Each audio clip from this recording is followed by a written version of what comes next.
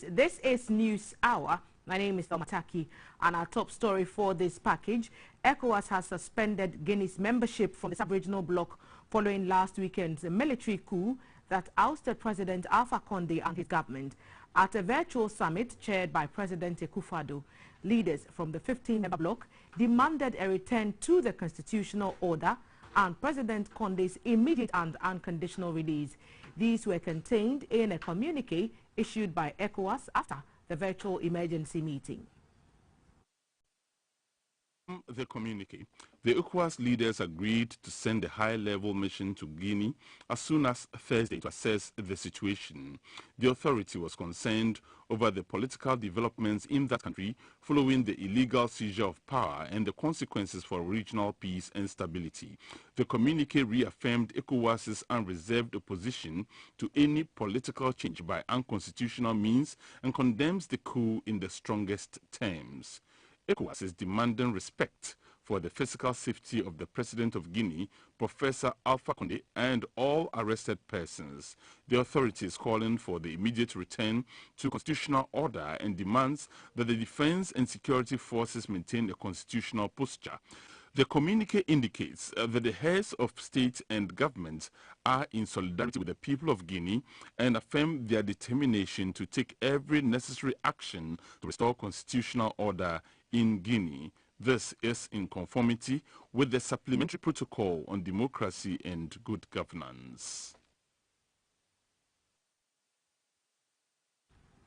And we are joined via Zoom by a journalist from Guinea, Mr. Amadou Kendessa Diallo, to tell us the reaction in Guinea after news broke that the country had been suspended by ECOWAS. Good afternoon, Mr. Diallo.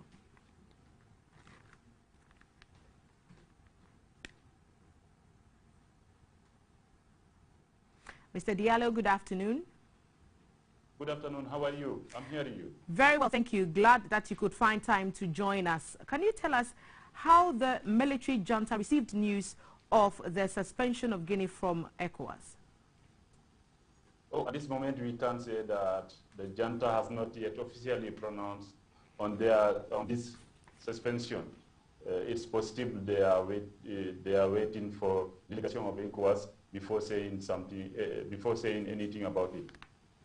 Okay, we know that from the virtual emergency meeting that a delegation was supposed to have arrived in Guinea to begin what we expect would be talks on transitioning from a military to a civilian government. Has that delegation arrived? Not yet. We learned that today the delegation will not come on today in Conakry. Maybe it will be here.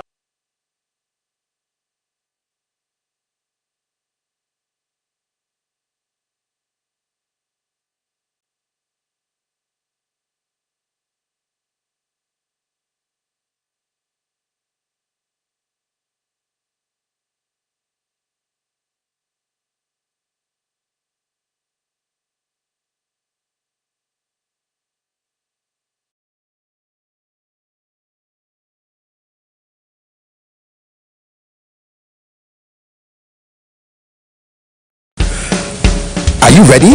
It's heat hot and we are serving you breakfast. A la carte. It's a brand new packaged breakfast served on GTV, our style, keeping you on track and updated on news making the headlines, how to navigate traffic. Let's start with the weather. Your health check, getting you up to speed on lifestyle, sports, weather showbiz, what's hot and what's not. It's our date in the morning just for you, with the team you can trust.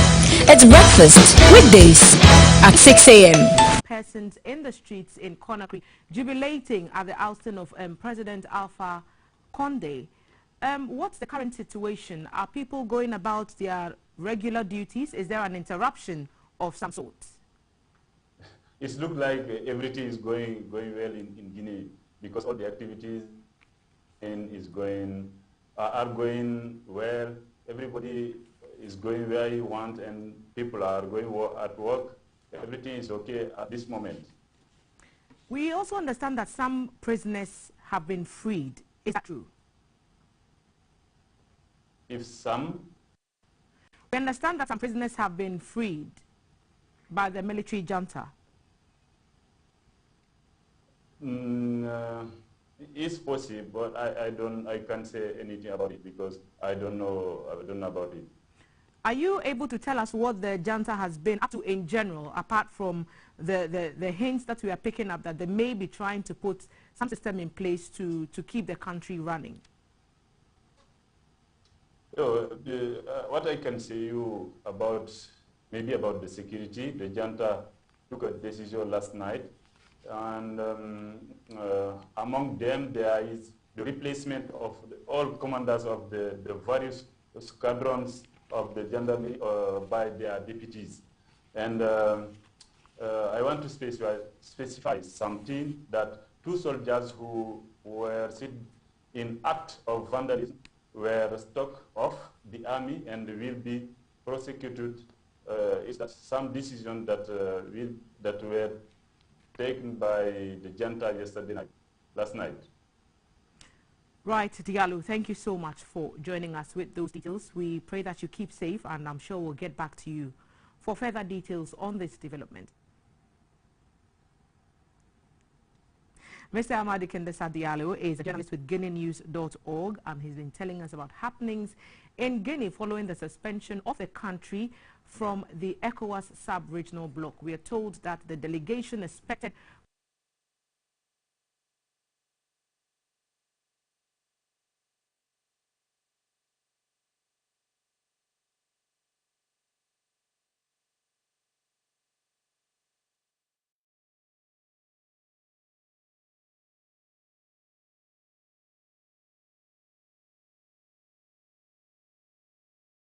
in that country. To him, ECOWAS should have stood its authority in situations where some heads of state have changed the constitution for their parochial interests and abused the rights of their citizens. I don't think we've had a case, I stand to be corrected, where a political leader, towards the end of his or her term, has created an arrangement where constitutions have been reformed, not to or for their benefit, but for the benefit of those who are going to come after them. So in this case in Guinea, you have an 83-year-old. So 5 years ago, he was about 78.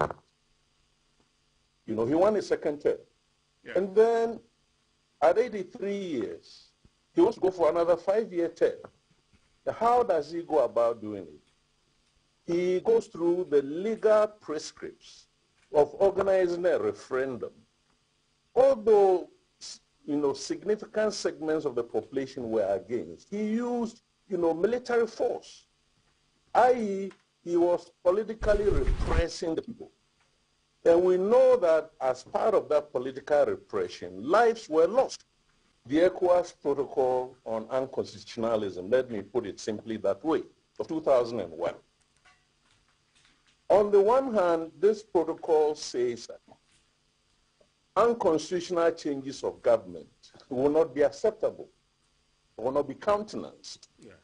It calls on military forces not to be partisan, but it is long on the prescripts for the conduct of armed forces, forgetting that armed forces are under the political control, constitutional, of political leaders. I think the case of Togo probably is the most poignant here.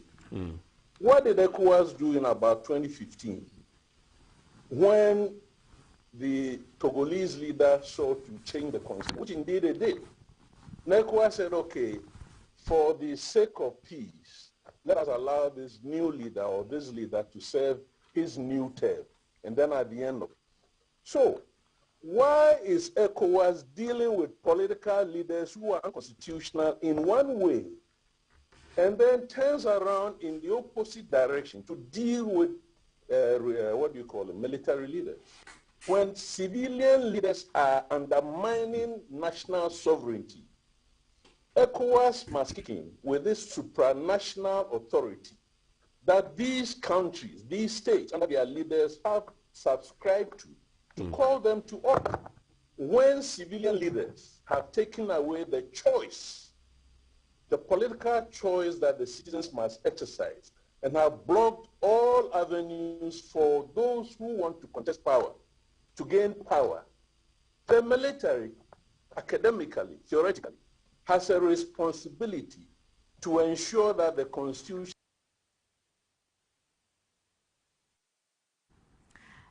Retired military officer Colonel Festus Abuaje speaking on GBC News current affairs program Focus. Focus is live every Wednesday at 9 a.m. on GBC News.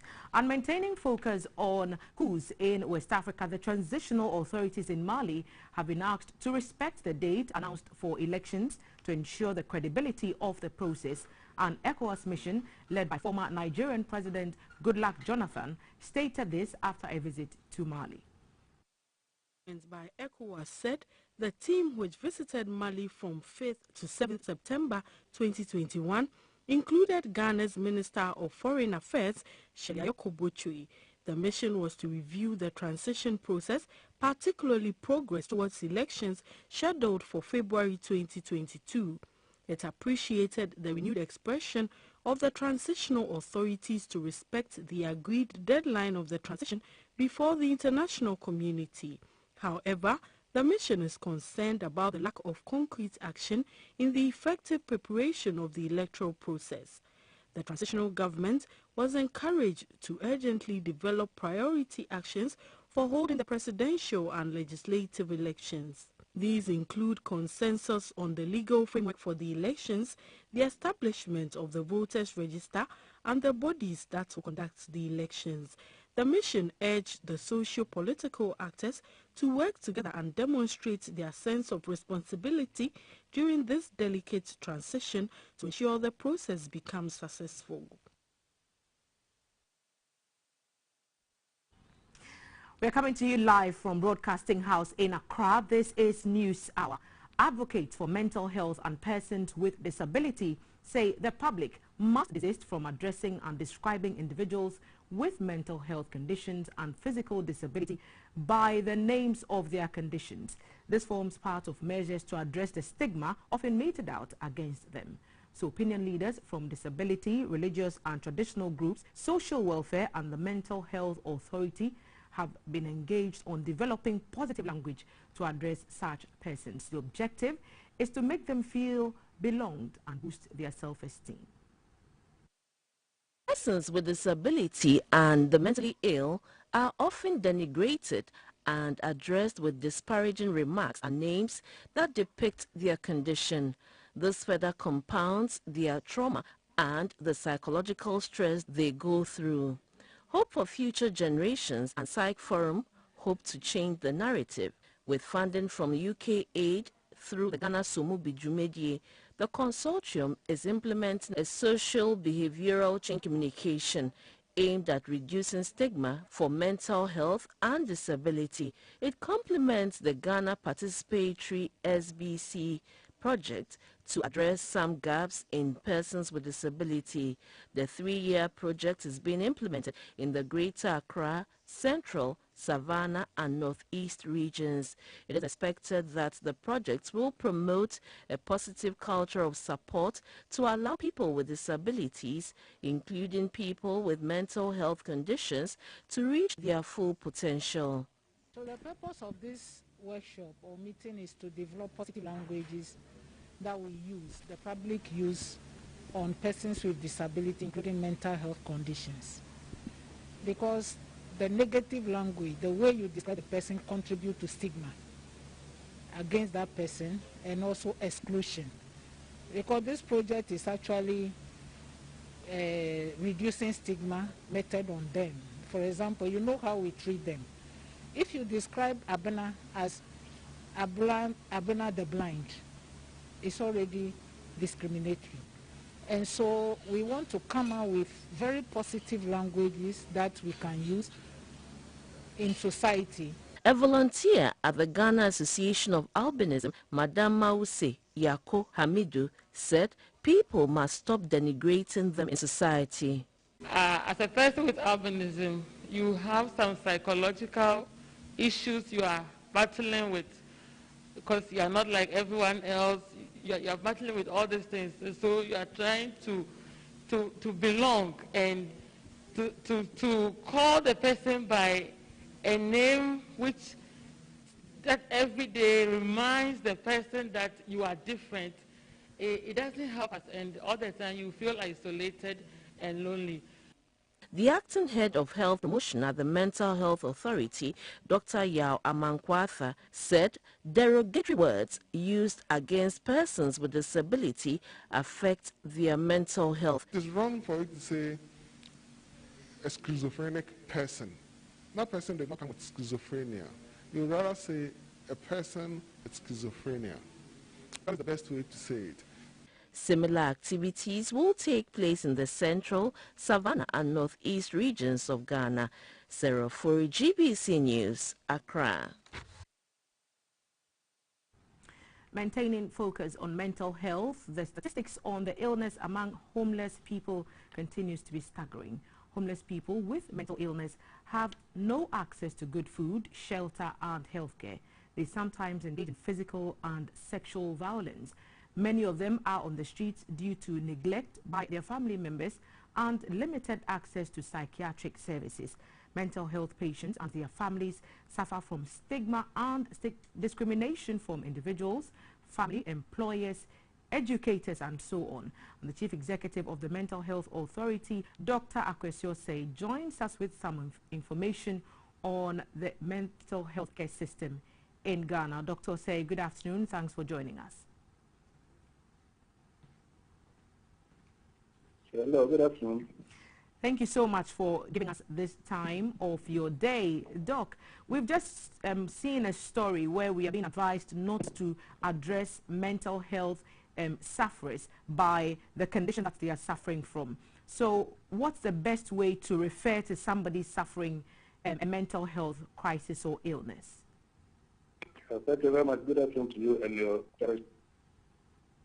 The point is that somebody with a mental illness is a person first and foremost before his mental illness. If you call him madman, mental ill, schizophrenic, depressive, then you are using his or her illness to describe him. But it's the other way around. So the person sick, and it should be in a way that is not stigmatizing.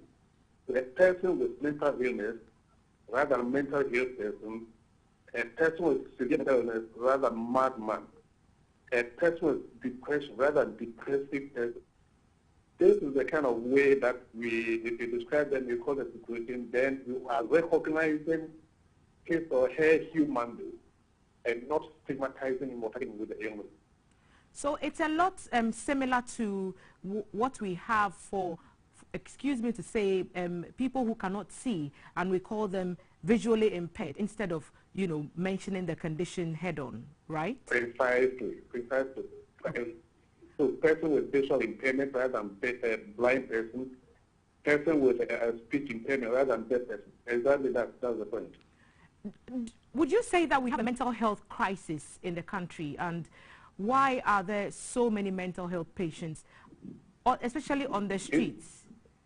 Yeah, in some sense, yes.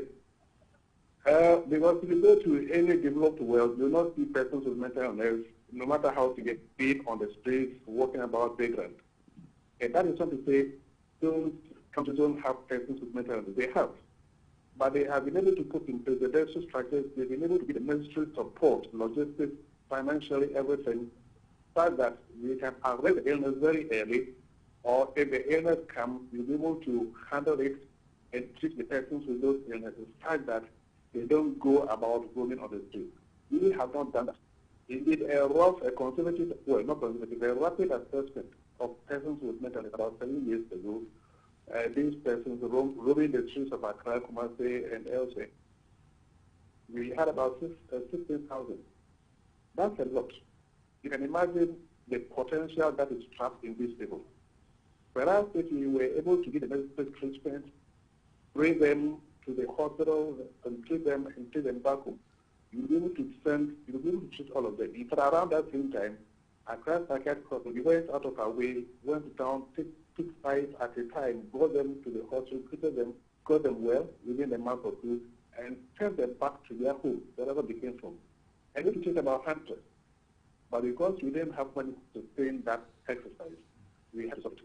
But the opportunity is still there. Anytime you get that financial support, we can back on that. And within 2 years, we're able to get all these persons on from the street and take them, not to hide them, but for treatment and for them to go back and be productive. Dr. Say, you've told us that roughly about 15,000 people just on top of, just as a cursory gloss of the situation of persons who actually need the services of the psychiatric facilities. You've told us also in times past that we do not have the current muscle to absorb these numbers, even if the Mental Health Authority were to go out and bring these people in. So then, what's the way out? You didn't tell them all at once. If you collected even 100 at a time, that is more like a garbage, right? No, you just take just a small number, 5 at a time, bring them to the hospital. It wouldn't make much difference to those already there. But within 1 month, it will work. Take them back home and go and bring another 5. So if you continue this way, the first psychiatric hospitals, and even within the regional hospitals, psychiatric units, maybe 1 at a time, you're able to take all these patients. What is of interest to me is the fact that you take them for treatment, not to hide them.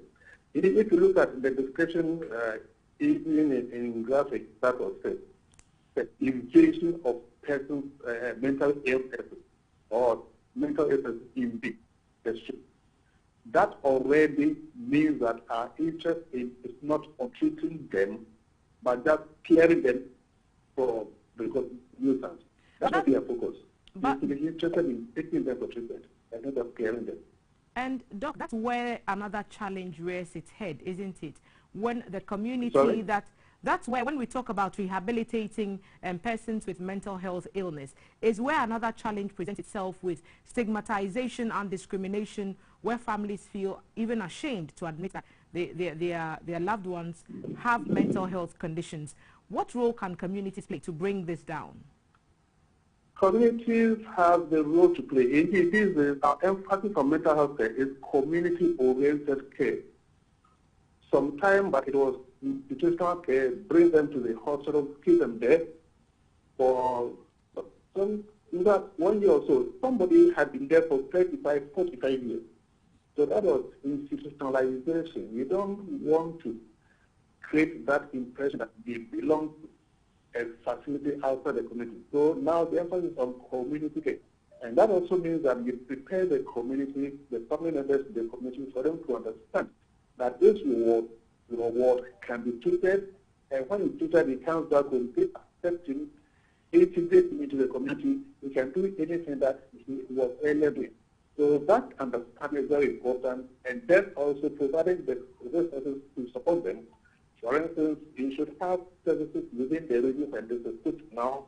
We have every regional hospital, district hospital, every health facility can attend to mental health at least to some extent. And it is beyond the endangered stage. So you have to have a lot of it everywhere, well integrated, people with the understanding. The medication, what is lacking now is you don't have the medication in the regions and in the district. What you need to collectively have the funding. So once we have the logistics, the funding, the medicines, people will accept the reality that, oh yes, he had mental illness, he will be treated his way, and we can always see the work to be fine. Here's a society or a culture that finds even talking about mental health issues so taboo. Have we made any gains in that regard, and have we been able to eliminate some of the societal barriers?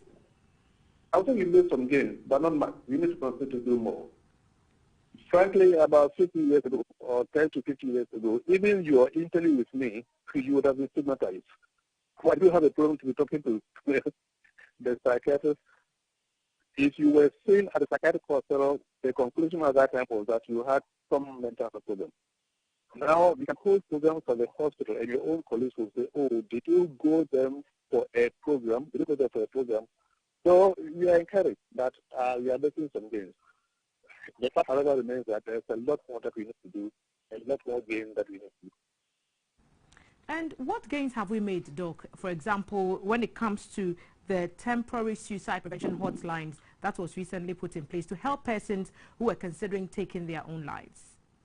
We still have challenges with the suicide line. My line is on the net as one of the health lines, and every single night, not so much, every single night, I get 1 or 2 calls. In the daytime, for months, I'll get about 3 calls. So every day, at least 5 calls. And thank God we're able to support it. And my line is not the only line. There are other lines. Now, the challenge is that these are not toll-free lines. So sometimes you are talking to somebody and then the credit runs out, and then what do you do? If you don't prepare, by the time you are able to call back or the person gets credit, you have completed suicide. You've been trying to get a toll-free line. The telcos won't support. You were hoping to take it as their corporate responsibility, corporate social responsibility, but they won't. You are also getting money from the central government to support it. So we have not activated the line. And the communications authority, they have given us the line all right, but it's not activated because somebody will have to pay for the services and not the patient. These are the challenges. But you are still looking at it, hopefully you'll be able to activate them. So the cost is going, again, in the past, people wouldn't have called that I want help. Now they go onto the net and find a number and call, which is good. So they are beginning to realize that these are not peripheral issues and they can really help. So we have to continue with the education and provide the services. I'm sure they will. And I'm sure that school heads and religious leaders can help with this education drive on suicide prevention and mental health in general. Yes, there's a lot that everybody can do, and a lot. Once you recognize that attempted suicidal behavior is not a crime, it's not witchcraft, it's not a spiritual issue, but it's a crime for help, most of whom actually have mental health issues. And you begin to recognize the early warning signs, the symptoms that indicate that you have a mental illness or begin to have mental illness, and you provide the intervention that settles that up. So we encourage everybody, and if at 10 September, that is just tomorrow, is the Web Against Suicide. We're going to have a lot of programs just to get the public to appreciate it. Dr. Sai, finally, before I let you go, there's a current debate about legalizing cannabis, even for medicinal use. What are your thoughts on that topic or the conversation that's ongoing? Well, I wanted to call it a GTV. Now it's been legalized. You know, they passed the law, Narcotics Control Act, which is now an act, a law that's the country. But the only thing I must say is that it did not legalize recreational cannabis. In other words, it didn't say that you can go about and get cannabis and smoke. No, that's a recreational cannabis. What the law legalized is really industrial and commercial cannabis. In other words, you can plant, you can farm it, take the produce, and then take it to an industry or export to an industry for them to make the necessary extraction into medicine or use it as textile. So that's the commercial and industrial use of cannabis. That is what was legalized. But I still have a problem with that. Now, the point is that cannabis, which is allowed now by law, does not have enough of the active ingredient we call the tetrahydrocannabinol, or cannabinol. Is this THC that makes you high to go for more, and then when you have it and you are high, you are not able to reason well, and all the complications of cannabis, including possible mental illness. That is where it counts. So what we have legalized does not have enough THC, but it has what we call the CBD, cannabidiol. The challenge. As the doctor said there, he was sharing insights at the very tail end into the legalization of cannabis for medicinal and industrial uses. And more generally, he's been talking to us about the state of our mental health care system in Ghana. He's saying the suicide prevention line is active. However, it is not toll-free, and they've approached telecom companies to help them to make those lines toll-free. They're also asking for support from central government to make mental health care accessible to all, asking communities, school heads, religious leaders to join the campaign to make discussions about mental health more regular in our homes and workplaces. And we'll get back to Dr. Akwesi Osei, CEO of the Mental Health Authority, sometime another time or later on to talk more about this topic, and we remain a while longer on health. And data from the Kpong Municipal Health Directorate shows that from January to June this year, 115 persons living in the Kpong Katamanso district have suffered from dog bites. Now, some 5 cases of rabies in dogs have also been recorded in the municipality, and 36 people have come into contact with rabid dogs. The rate of rabies infection is on the increase in the district, and the veterinary department has commenced a mass vaccination in the district. Our Tema Regional correspondent Michael Diwanu is with the vaccination team and joins us now. Michael, what can you tell us? To you live from Saki Chief's Palace, where the rabies vaccination is currently ongoing. Rabies is a deadly disease, but the education on this disease is very low. 28 September every year is World Rabies Day, but ahead of that, the Katamanso municipality is embarking on a vaccination program, and as GBC, we've also been looking at this disease and making campaign for it. We are also fortunate to be joined by Dr. Emmanuel Peku, who is the municipal health vet officer, with his officers embarking on this particular vaccination process. Good afternoon to you, doctor, and thank you so much for joining us. Thank you so much, and a very good afternoon to you too. Yeah, can you tell us how severe rabies or the infection rate is here in Kpong Katamanso? Yes, so for the past few months, we've recorded 5 confirmed cases in dogs in this municipality. And these dogs, in one way or the other, bit not less than 36 people. And currently, data even that I had from the health directorate indicates that dog bite is being on the surge in the municipality. Hence, the need to embark on this mass vaccination, because rabies is 100% fatal, but 100% vaccine preventable. So the only way that we can break the cycle or prevent this infection from going on is to vaccinate our pets. That's our dogs, cats, and monkeys. Once we do that, these animals will build antibodies for the disease, and when even they bite, it's not going to, we don't have much problem about it because they are protected. However, we are still educating the public that when you vaccinate your animals, it doesn't give you a guarantee to leave your dog to stray.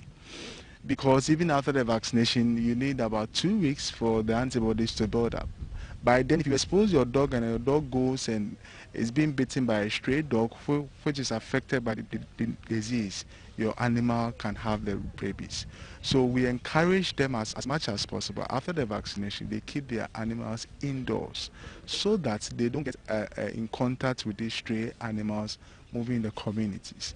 One strategy that we are also taking is that after the vaccination, we issue certificates, anti-rabies vaccination certificates, and then we give identification tags which has peculiar serial numbers. So every dog has a peculiar serial number, and then this will help us to identify the dogs or the animals that have been vaccinated, so that after the campaign, all those that have not vaccinated their dogs can be taken on by the assembly. Yeah, coming here, I have seen some dogs and with their owners coming for this particular vaccination. From your point of view, how has been the response from the communities which you've visited so far? Yeah, I think that this year is better than last year because we have a couple of people coming, and so the vaccination for a dog is 5 cedis. Don't wait to be bitten by a rabies infected dog and pay more at the hospital. Take advantage of this particular vaccination and get your dog vaccinated. From now till October, the vaccination period is running here in Tema and in the Kpong Municipal Assembly. For GBC News, my name is Michael Diwanu reporting. Thank you, Michael, for those details. In other news, a massive fumigation exercise is underway at the Agboglushi Onion Market site in Accra. The 3-day exercise by Table Waste Management is part of the Let's Make Accra Work campaign launched recently by the Greater Accra Regional Minister, Mr. Henry Quartey. This is the much talked about Agbogloshi Onion Market site in Accra. This 80-acre land has been bare since the relocation of the onion sellers to Ajin Kotoku by the Greater Accra Regional Minister.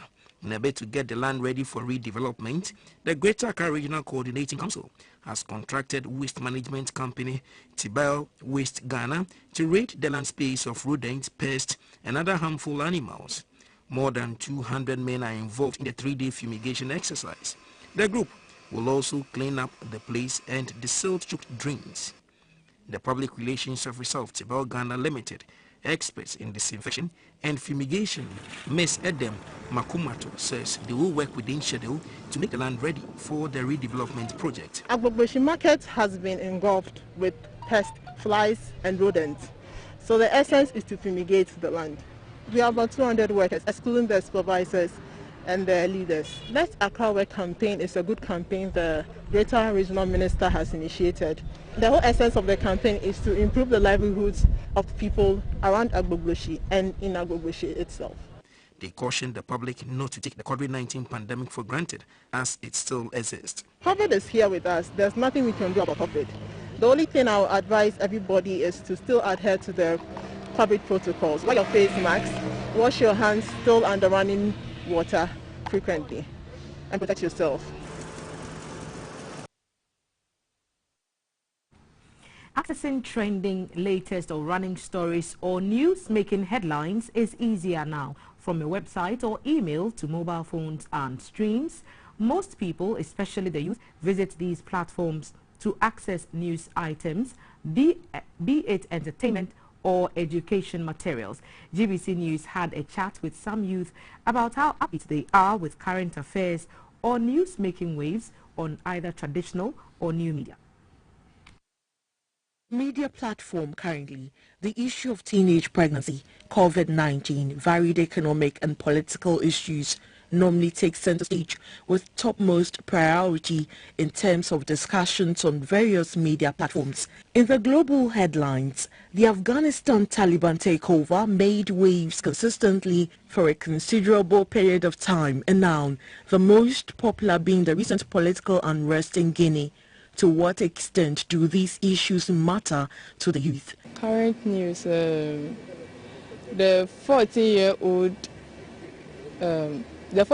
girl who is married to an 18-year-old boy, and her grandma is forcing her to go for a virginity test. How can she get married to a young boy of 18 years?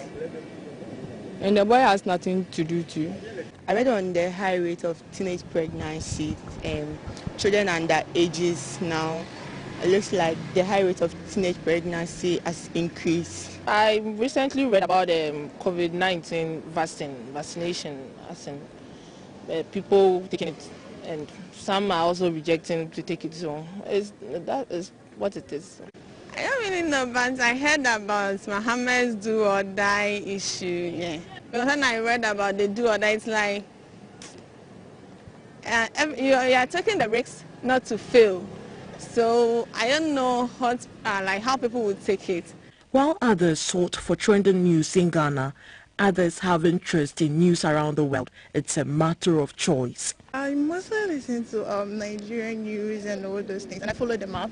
So it's mostly about this government and their issues having effects on the people. For the youth with interest in sports, how does a day pass without visiting sports news portals for updates? I have sports pages. I check the latest in sports news on our sports pages, and I have a sports app.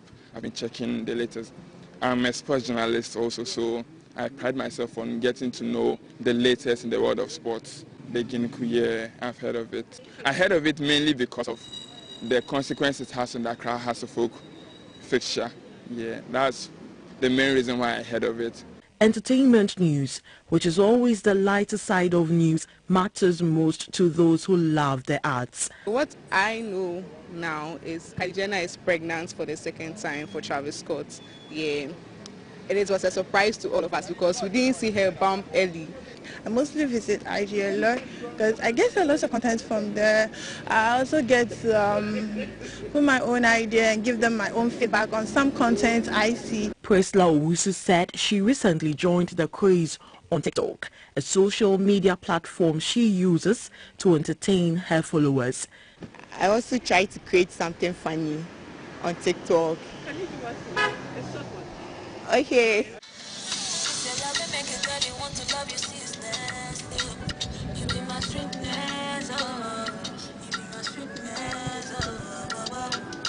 Your body set the body fire, body got me breathless. Oh, boy, you got me feeling so blessed. Oh, oh, oh, For the youth, news come to them in various forms and shapes thanks to the new media, especially online, where they are updated with news-making headlines. However, they say it all depends on what is of interest to them. For GBC News, Ofeyuwa Dako reporting. Some dancing interest you are seeing on the news. It's Newshour on GBC News, and we'll be back with more stories after the break. Please stay with us.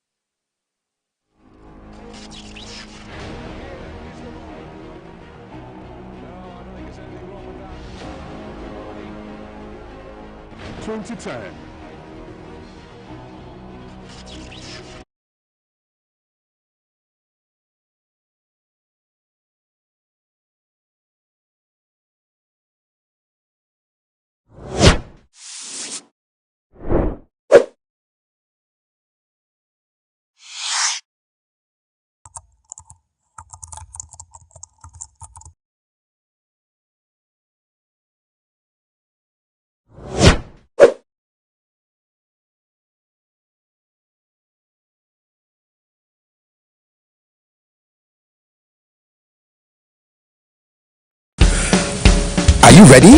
It's heat hot and we are serving you breakfast. A la carte. It's a brand new packaged breakfast served on GTV, our style, keeping you on track and updated on news, making the headlines, how to navigate traffic. What's up with the weather? Your health check, getting you up to speed on lifestyle, sports, what are showbiz, what's hot and what's not. It's our date in the morning just for you, with the team you can trust. It's breakfast weekdays at 6 a.m. Don't be late. High sense, everyday prices for everyday people.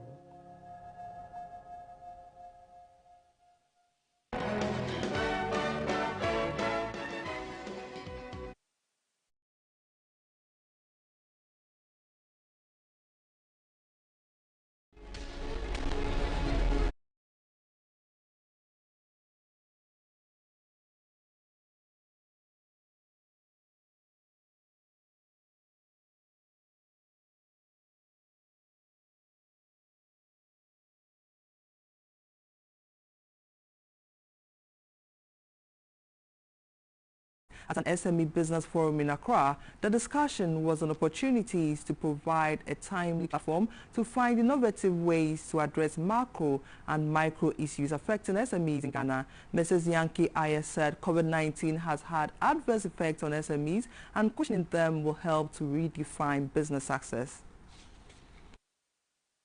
SMEs are the backbone of the Ghanaian economy, any economy around the world, and especially for us here in Ghana. I also believe that the work we do is a gift that keeps giving, because what we do produces and provides opportunity for so many more people. When we talk about job creation, the agenda that the government is driving to support and ensure that Ghanaian youth and businesses thrive, the cutback, the novel intervention by government, which was spearheaded and designed and implemented, was supporting a lot of MSMEs across the nation. And for the first time in the history of Ghana, over 750 million Ghana cedis was injected into MSMEs across the nation to ensure that when things were changing, when the world was changing, when Ghana was changing, businesses were able to survive, sustain their business, and also ensure that jobs were not lost.